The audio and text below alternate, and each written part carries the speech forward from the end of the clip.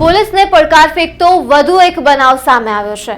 હત્યા, દુષ્કર્મ, ચોરી અને વધી રહેલા ગુનાઓનું પ્રમાણ સમાજ માટે ચિંતાનો એક વિષય બન્યા છે। અમદાવાદના સરખેજ ખાતેથી વધુ એક હત્યાનો મામલો સામે આવ્યો છે।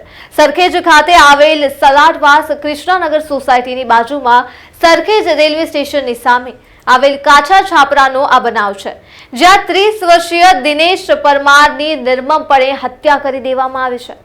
દિનેશ કડિયાકામ કરી પોતાનું ગુજરાન ચલાવતા હતા।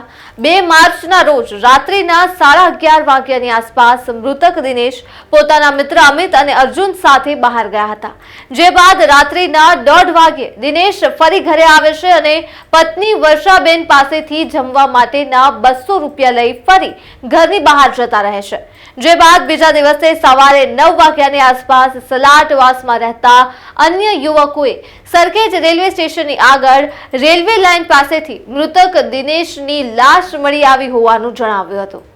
મૃતક દિનેશના મિત્રો અમિત અને અર્જુને જ તીક્ષ્ણ હથિયારના ઘા ઝીંકી હત્યા નિપજાવી હતી, જે બાદ મૃતદેહને રેલવે ટ્રેક ઉપર ફેંકી દીધો હતો, એવું વિચારીને કે ટ્રેન જો મૃતદેહ ઉપરથી પસાર થઈ જાય અને મૃતદેહ કચડાઈ જાય તો આ મોતના કારણ વિશે કોઈને જાણ થશે જ નહીં। પરંતુ આરોપીઓની આ રણનીતિ સફળ ન રહી અને દિનેશનો મૃતદેહ મળી આવતા જ આરોપીઓનો ભાંડો ફૂટી ગયો હતો। દિનેશના પેટના ભાગે અને ગળાના ભાગે તીક્ષ્ણ હથિયારના ઘા મારવામાં આવ્યા હતા।